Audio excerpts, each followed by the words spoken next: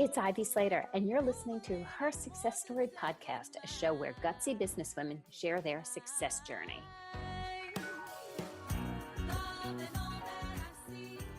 Hi, it's Ivy Slater. Welcome to today's episode of Her Success Story. So I hope you had a great summer. I had a great summer filled with a lot of family, a lot of friends, a lot of gardening, a bunch of cooking from the garden, and all kinds of fun things. And I can't believe it, but it's already September. And that means we're moving into the fourth quarter. We're moving into the home stretch of the year. And I'm always looking at what happens next, right? So we are here at Slater Success starting to book some strategic planning sessions with all of our clients and some new clients coming into this home stretch of the year, looking at what we can do in the home stretch to create 2025 to be a fabulously successful year, as well as what we're looking forward to in 2026. So I thought I'd share something that came up on a recent client call, and it was something about change and adapting to change and what if this works? What if this doesn't work? And what if we try this and it doesn't work? And it was all this conversation about what could happen? What if something doesn't happen? How do we adapt to change, to growth? And so I haven't spoken about this in a while, if truly a long time, to the Her Success Story audience. But there's a great book title that says, Change is hard, comma, you go first. Adapting to change is hard for all of us. I remember when my kids were transferring schools, going to colleges, going to new programs, and the pep talks and the transition conversations, we had to get our kids ready for new situations. So I thought that was like relevant right now because we're in September and a lot of our kids have transitioned to different learning things or in a different after school program, a new grade, a new teacher, possibly a new school, possibly in a whole new place if they're studying abroad and they're in college, going off to university, transitioning in so many ways.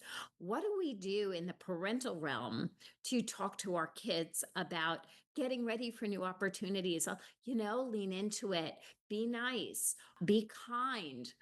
How can we take this stuff into our own businesses? And I'll say, be kind to you. Give yourself some grace in new opportunities to transition there. Give yourself a breath of air.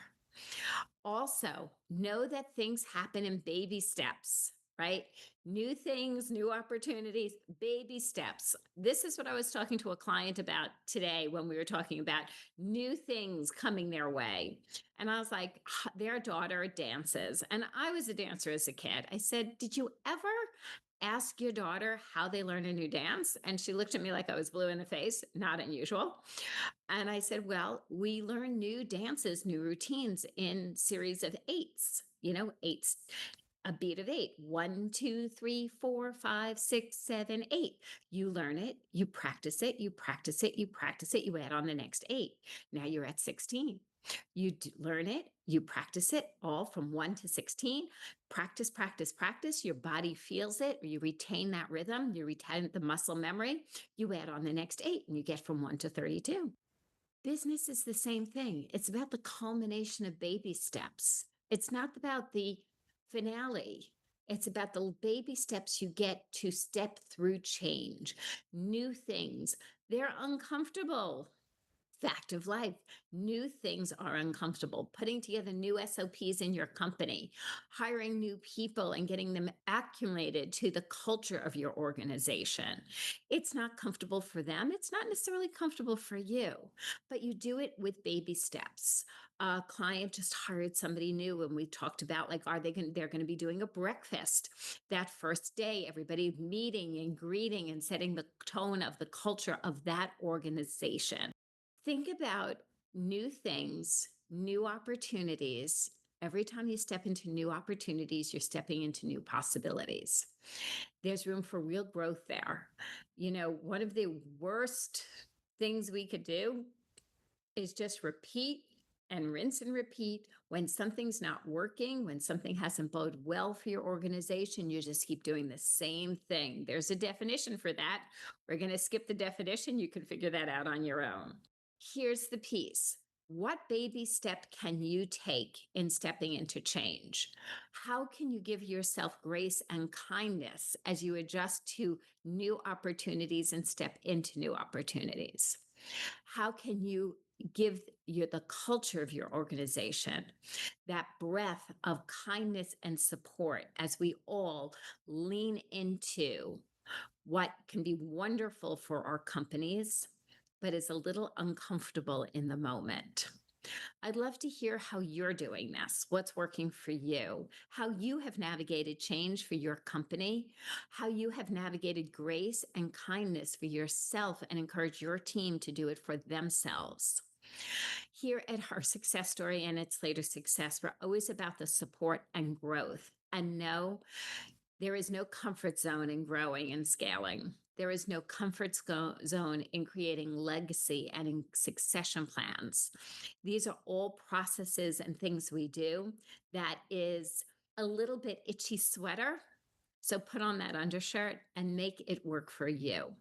Don't resist it, lean into it. Figure out how it works for you, what you can do about it. I'll say at this point, take a deep breath in.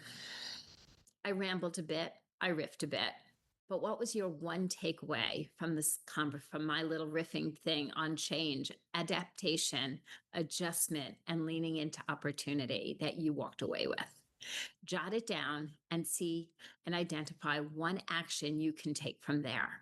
It's in this action that our growth for ourselves, our companies, and our teams sit.